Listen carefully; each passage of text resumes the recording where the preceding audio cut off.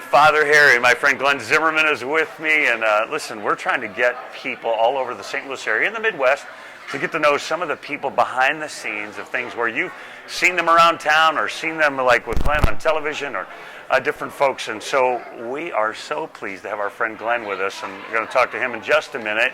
But first, we want to invite you to just come back to the website quite often. We're going to have all kinds of new information up for you all the time, different interviews, as well as our proverb of the day, lessons I've learned from Paul the dog, and do good Del Vista, all the good deeds that the people on Del Vista have done.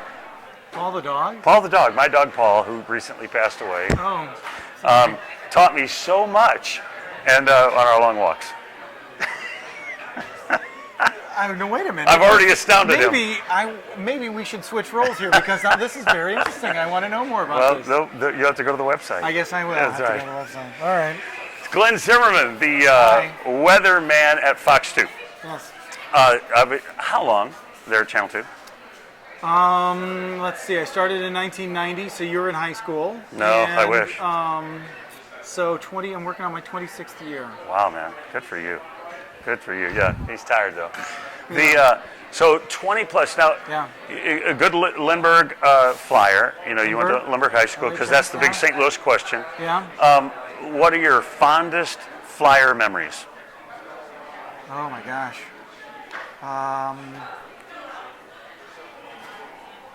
Well, I don't know. There's so many. You know, the girls. Oh. Is this live? Yeah, sure. We're live. Going to edit this out? No. I was the biggest dork in high school. I seriously was. I mean, when you think of an 80s nerd or whatever, I was that person, I think. I was in the band. I played the tuba. I ran cross country. My claim to fame is that Lindbergh High School football game, the marching band would play, at halftime.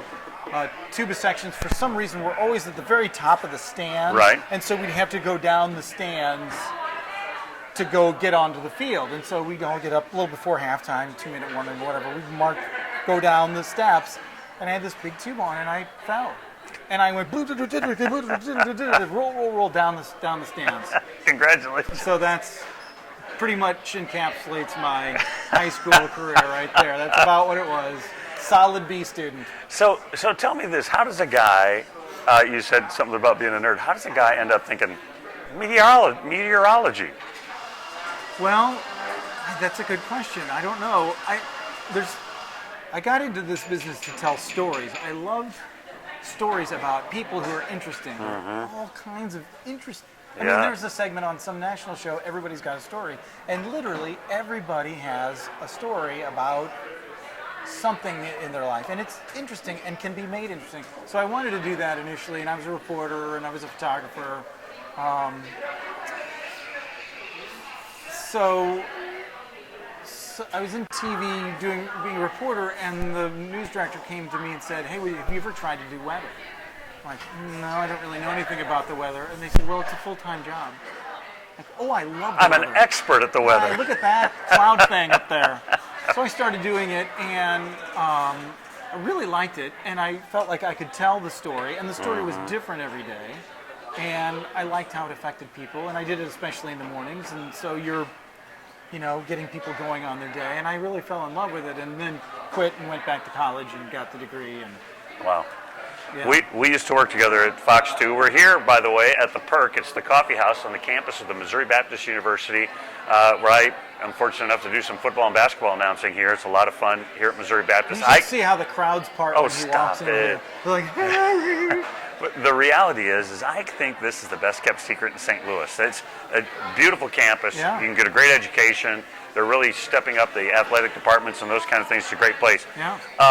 But the segue between meteorology and telling stories, I've always thought, now I'm partial because we did work together for a while, but I watched you weave in and out of every segment. We would go sports and you would go talk sports. So they would talk a news thing, you would jump in there. You and I would talk about the traffic, and every once in a while they throw you on the news desk too. I mean, you are so versatile. You're so, the proverbial gift of gab.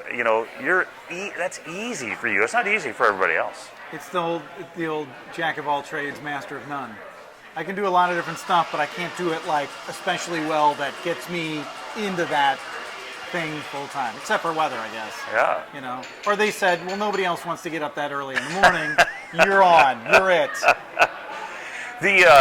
Now listen, but like I was part of morning TV with you, part of morning radio over at WIL, and I know from talking to people, you know, the real people, the people that are watching you every day, that you guys become part of the family, part of the morning fabric. Yeah. And that's got to be fun for you guys too. Well, and if you don't allow yourself to think that way, like, you know, then you're not going to connect with the audience. I mean, that seems like an obvious thing, but there's so many people that I think in their mind, they're thinking, okay, what do I have to say? What are my words? What words will go good together? But if you just, hey, you know, how's it going? It's cold out, and you're going to have to get that car hot before you're... Yeah. I mean, just all, you know, little things that you know already, and you know that people need to know, so you just tell them, and you don't have to be fancy or anything like that. You just, you know. But you guys get fan letters, you get messages from people just saying, oh, we love you and this and that, right? It's fun. Yeah, it's good. Some of it's fun. Some of it's, hey, I thought you said it was going to... Yeah. It's sure the weather guy problem, yes. Yes. They blame you for the snow, right? When it comes? Oh, sure, yes. It's your fault. Yes, right. And some of them are joking, like, it's your fault, right? And then they laugh. I'm like, yeah, haha, funny. No, really, it's your fault. Like, they need somebody to blame. So. Absolutely. But that's become, I mean, I think that's become less of a deal. It used to happen a lot more. 15, 20 years ago, it used to happen. Somehow you controlled the weather. Yeah. What does Glenn Zimmerman do for fun? I like to sleep. Sleeping's good. Yeah. You've lost a lot of weight since we worked together. So you must be working out, eating right, those kind of things? I started in, I don't know, how long do we have here? A long time. Forever. Yeah. As long as we want. In 2012, okay, so I have these friends that I hang out with, and they're all running marathons and stuff. And I used to run in high school. You said you were a cross-country guy. Yeah, cross-country, and I wasn't great, but I was all right. And they were talking about, oh, we did this marathon, blah, blah, blah. And at some point I thought, this is ridiculous. I used to do this. I know that I can run faster than you. I hadn't run in 20 years, but I thought, I'm going to do this. And so we did a half marathon in 2012, and then I started running half marathons. No kidding. And then, you make me mad now. It makes me sad. Go ahead. Well, I'm depressed now. So then, when you're training for these races, this is a lot of pounding. Right. Pounding, running. And, it's just hard on every joint in your body. So when I was a kid and running, I always thought it'd be fun to do a triathlon. And so last summer, I started doing triathlons. Get out. So I did 3 last summer. No They're not kidding. the Ironman things. Still. They're just little short things. Listen, so walking up the hill from the parking lot was tough for me. I get it. But these are like, you swim 500 yards, and then you bike 20 miles, and then you run a 5K or a 10K, something like that. It's not, the Ironman where you're out there for 8 hours. You're not in the stadiums going up the ropes. No. Okay. No. No, that's crazy. No. Of course, I thought, You start to think about it, though, don't you? Because everything is the next challenge. Yeah, I know how that exactly. works. I'm a little amateur runner. I did the little 5Ks and all that, too. Yeah. Then I hurt my knee, and I'm rehabbing. I'm on the way back. Right, yeah. So I know how that's like. I officially have calcification of the Achilles tendon. Hey, congratulations. It's a great prize. Yeah. So I limp a little bit, but I'm okay. There you go. Yeah. I'm going to do some word association. Oh, gosh. Okay? Oh, okay. You need coffee first? You need to take a sip? Okay, hold on. take your time. I don't want to overtax you. Ooh, that's good. Okay, now one of my very best friends, I'm a big fan, right, of Margie Ellisor. Yes. Word association, go, one word. Happy. Happy, she is happy. She's always happy. Yep. Kind of, like when I used to work there, I just thought she always just cared about everybody else. Yeah. You're there. All right, this guy's a little bit quirkier. Give us a thought or two about John Pertzborn. Oh, crazy uncle. I mean, listen, I love John, and he's got... Everybody on our show has sort of a role that they've kind of gotten into, people do this and people do that. And John is just, we'll come up on a live picture of Pagedale or something. And he'll say, did you know back in the 30s, Pagedale was a train stop for the little, it's like, what? And there used to be a little maple syrup stand there. Like, what? Why do you know that? Yes, exactly. Why do you know that? How do you know that? Sure. Why are you talking about this now? We're wasting valuable television time. But, that's just the way he is. That's He's just funny. kooky and, yeah. One of the guys that's going to be right here on Coffee with Father Harry is Timmy Zell. Give us a word picture. Never heard of him. I don't know who he is. Is he that crazy guy? He's that crazy guy. He's coming back. He's coming back to your station, right? He is? Yeah. I've not heard official announcements. I hear stories. No press releases or anything that have been announced. So... I don't know anything official. Well, anyway, I won't go there. So, but talk about working with him. He is just like the most fun and craziest guy ever. Tim is the most, on the air, he seems sort of one-dimensional, like crazy, blah, put on a dress, blah, run around. But he's the most multi-dimensional, one of the smartest people. He can remember stuff. If he reads something, he can remember. I mean, I have to like if there's a script or something that I have to memorize for a promo, he can read it once and then just do it. He remembers facts and, recite Othello. Boom. He remembers that from high school. It's amazing. And then obviously, his faith is huge in his life, and just the direction that he's gone with that is just remarkable and inspiring. And how do you quit? Allegedly. High-paying job. Right. How do you quit and then go do this because there's a voice in your head, God says, this is what you're supposed to do. How do you... I mean, he's got 3 kids. Right. He's got a mortgage. And they're adorable. I know his children. They're hilarious. Yeah. They're little Tims, or Kim's, his wife. She's crazy, too. Fun. Not crazy. No, edit that out. She's adorable. Anyway, but she's a riot. But how do you do that? How do you let yourself be guided in that, dark valley or whatever it is? How do you, and you don't really know where it's going to end up. How do you just quit and go that way? Right. I've often admired that, and I think that he's got a lot of guts to do that.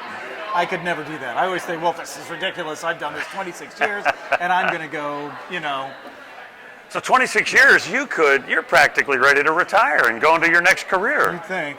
Yeah. There's a little thing called bills. Bills. That keep popping up. I don't know. I go to the mailbox, and there's a whole bunch of other ones. So you guys are very community oriented at your TV station. I know all the TV. Yeah. I know all the news departments all claim to be, and they probably are. Yeah. But you guys absolutely are. And talk a little bit about just the tenor of our town. Like, you guys touch a lot of things and talk to a lot of people. Well, St. Louis is all about subsets. There's a big St. Louis, and then just divided up into little communities, little subsets of, you live in Crestwood, but you're in St. Louis. I live in Melville or Oakville. I don't even know where the line is. But, in my address, I put St. Louis, Missouri, when I'm writing out a letter or something like that. So we're all subsets of a bigger thing, but those subsets are so interesting, too. I mean, the history of some of these towns. This is a dumb thing. There used to be streetcars in St. Louis. Right. And there used to be a streetcar that ran from downtown St. Louis all the way out to Creve Coeur Park. And people would hop on the train and go out to Creve Coeur Lake. Right. And this was in the 20s and 30s, and they could picnic or vacation or whatever out there. But that rail line is still there. No kidding. And you can actually go from Creve Coeur Park. If you get on Google Maps or whatever, you can track that rail line. Some of it's still in use, some of it's been torn up, but you can still see where it is. And it goes, through North St. Louis, all the way to, past Grand. There was a station at Grand. It goes to Jefferson and all the way. And it's like, first of all, that's cool. That's St. Louis archaeology and history. Right. These little stops, you hear about these little stops or read about these little stops and how people have so many stories. When I was a kid, we used to get off at Grand and we'd go shopping with my grandma and blah, blah, blah. But why don't I wish those things were still around. Yeah. There's go check this out. South Grand, if you get to Grand and Merrimack in South St. Louis, go east on Merrimack, and there's a little coffee place called, now I'm going to forget it. There's a little coffee place there, though. There's a little coffee place. That's the corner of Merrimack and some other street. Yeah. Anyway, it's right on the corner. There's a hardware store across the street. Go around the back of that building, and you'll still see tracks. They haven't been dug up. I was there, and we had to turn around at one point. I'm like, what are these tracks doing here?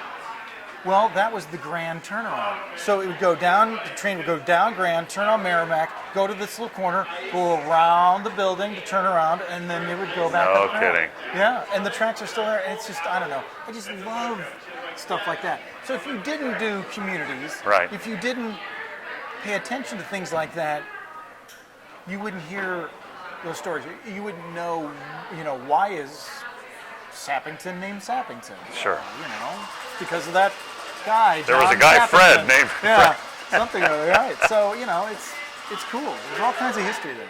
A lot of fun things. You guys do such a great job, and I'm an avid watcher in the mornings. Thank you. And How much do we owe you? Not a thing. But I know people at home. They think, do they really like each other? Sure. And, absolutely. And when I was there, you guys did. Yeah. So talk about that a little bit. Just the relationship, that morning crew. It's like a family. I mean, sometimes your cousin gets on your nerves, but they're your cousin and they're your family, and we've been together for so long. I mean, it's just your family. Right. It's just your extended family. That's all it is. I had so much fun working there. Randy was always great to me, and she would give me a hard time. And then we had these producers in the back that would scream at us and use colorful language to make sure we were on time. Was Tremont there when you? Yes. She's still there in the morning. I think that's who you're alluding to. I was trying not to say her name. Tremont's parents are off the boat Vietnamese, I remember. Speak Vietnamese. Her mom died a couple years ago, God rest her soul. It was just a great person. But Tremont will give me time cues in my ear in Vietnamese. The other aspect of Tremont is that she has no filter whatsoever. No. So if you want to learn a colorful word that shouldn't be repeated around children, she will say that in your ear. She or will. when you go into the newsroom and give her trouble, she will hit you with, she's like She's 4'9", tiny. but she'll hit you like, Joe Louis. Yeah. So. I have a story that I can't say on camera about her. Yes. She was awesome. Yeah. Before we finish. Is that going to be on the website? Yeah. No, that Sure. story? You going to put that? Oh, not that story. No, I say. can't put my story on there. But before we finish here with Coffee with Father Harry and our friend Glenn Zimmerman, when I was there, I felt that same thing. Just it's family. You guys are pulling for each other. I bumped into Stan Daywood the other day, one of the great shooters of all time. He's my bestest buddy. And just a great guy. And so whenever I bump into Fox 2 people around town covering sports or whatever, it's like I'm back with my bros. It's just the way it is. Yeah. You just had such a great time. Yeah. We had such a great time, and there was an atmosphere where they sort of let us do whatever we wanted. Every so often they'd say, no, that's over the line, but they sort of let us go, and so they let us be our personalities. Right. And let us have fun. And that's the key. And that was the key. And when I started there, it wasn't like that. It wasn't sort of personality driven. It was like nose, serious. But we found out that doesn't work. Mm-hmm. If people get to know us and we're there long enough, it's going to be successful. Like you said, Tim could walk around in a dress and do all that. And when I was there, they weren't going to keep me very long because they were going to be doing whatever. And so they kept me off camera. We did that whole Wilson thing. And then there's one time you did traffic and you were holding up a newspaper. Yeah, it's classic. And so they just let us kind of run with it, and it's a lot of fun things. Monica replaced me there, and she's absolutely better at doing what she does than I did, and better looking. Well, she does look better in a dress than you did. No question. So. But that's the way it goes. My legs aren't that bad. But I think she fits so well because she just is perky and does what she needs to do. So well too, and whoever is the next person, whatever role that's going to be, they fit so well too. So I think to some people who would be new would think it's intimidating because we've been doing it for so long. But it's, it's just family. It's just us. So the final question, well, I might have two more, but okay, you can have three more. The big new fancy wall. Yes. Tell me about that. It's a big TV monitor. It's actually Right. 9 TV monitors together, and Has it rocked your world, revolutionized your world? I mean, it's different at home. Obviously, it looks different, and probably better. Is it, do you like it more or less? Does it matter to you? It doesn't matter to me because, like, I'll fill in at night and I still have to use the green wall. I see. Because that's what they do at night. So it's kind of weird to go back and forth because with the monitor wall, I mean, you can look at that's the thing right. there. I'm looking at the monitor that has whatever I'm looking at. Right. On the green wall, there's nothing there, and I don't know if everybody knows how that works, but I have to look at a monitor on either side. Mm-hmm. So that first time I work nights in the green wall, it's always like, oh yeah, this is how you do it. So, and for doing it for so long, you just kind of fall back into it. I never could figure out how you guys could do that. I was there, a while, and I thought, how can he look over there? But, that's a skill. And the key is to look where your arm is pointing. So, because if you look at the monitor, if you look over there at that monitor, you're pointing like this. Yeah. Go down here in Florida, it's like, what are you looking at? You're not looking at Florida. So you have to follow where your hand goes, and then your eyes stay on the monitor. Oh, yeah. Just bizarre. So 26 years there, and is there a biggest thrill? I mean, you guys have won awards, you've won ratings wars and all those kind of things. Is there a biggest takeaway? Like, I know for you, you're like me, you're a relationship guy, so it's the everyday. It's like you said, it's the family. Yeah. That's the biggest thing. But is there a big time or a moment at the Fox 2 that... I don't know. I interviewed Hank Aaron. Come on. I mean, it's Hank Aaron. Yeah. Arguably one of the top 5 greatest baseball players. No question. Maybe even higher than that. Right. I mean, Hank Aaron. And I don't know how I came about that it was me to do that. I was doing interview segments on the midday show. That was it. Hank Aaron. I did Charlton Heston. Charlton Heston. Nice. I mean, it was crazy. But Hank Aaron, it was equal parts. You're Hank Aaron, right? And then equal parts, you're an amazing person. You have a great, sure. Obviously, the big story, but it was just. I probably didn't do a very good job. Oh, you probably did awesome. I'm pretty sure. Oh, and I interviewed Al Franken too. There you go. That one turned out pretty well. He actually told me, he says, that's the best interview I've ever had. Well, there you go. So, and this was way before he was That's fun. a serious politician. This is the final question. Oh. Tell us about your shoes. And people see, when you finally get outside, sometimes they see that you have tennis shoes on underneath your really nice looking suit. Tell us about that. People will walk up to me, coming toward me, and they'll be looking down, and they'll go, hey, they'll see the shoes, and then go, you're the weather guy. And see, I think I turned you on to the Chuck Taylors. I think you're it. Yeah. I think you were my inspiration because you were wearing. I used to wear them all the time. Some sort of orthotic shoes because I had fallen arches. There's some sort of old man thing, but yeah, you started wearing them, and then I started wearing them, and yeah, you're my inspiration. Sing the song. But now I can't not wear them because that's sort of like a trademark. Like everybody, like Perchborn wears a bow tie on Tuesdays. I have Converse tennis shoes. I've gone to sales, and I've said I need a shoe contract. Yeah, absolutely. I think they're owned by Nike now. I need a shoe contract. We can do the shoe cam. This will be great. I mean, I beat like basketball teams right. have contracts. Absolutely. With, I think I should have a contract. I do too. Converse. I'll be your agent. The shoes of Weatherman. There you go. I'll be your agent. How many pairs of Converse do you have? Like 7. Yeah, I have 7 to 10. Yeah, I have all kinds of different colors and shades, and I gotta match the suits. You gotta. I haven't thought about that. I can't wear green Converse. No, then your feet disappear. Right, exactly, on the green wall. So. That's right. Was that the last question? That was it. We can't go longer? We can go longer. What do you want to talk about? I don't know.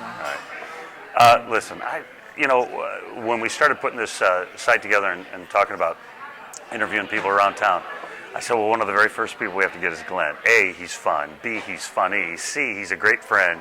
And I just want people to get to know you. I mean, they do know you. They see you on TV in the mornings. Yeah. They do know you. But to see maybe more various sides. Am I any different? What's that? Am I any different? No. On air to off air? I don't think so. I don't think so either. But I think that's the genius is maybe a bad word, but I mean, I think that's the good of it, that people really do see you. I think it would be harder to be somebody else. Mm-hmm. Don't you think it'd be easier to be yourself than to be somebody else? Yeah. I agree. They wanted me to change my name when I got hired at Channel 2. They wanted me to be Glenn Zimmer, like Don Zimmer. There you go. They wanted me to be Glenn Zimmer because they had all these names that were da-da-da-da, da-da-da-da. And this is how it was portrayed to me. I'm like, but I'm from St. Louis, and everybody knows me as Glenn Zimmerman, and why would I do that?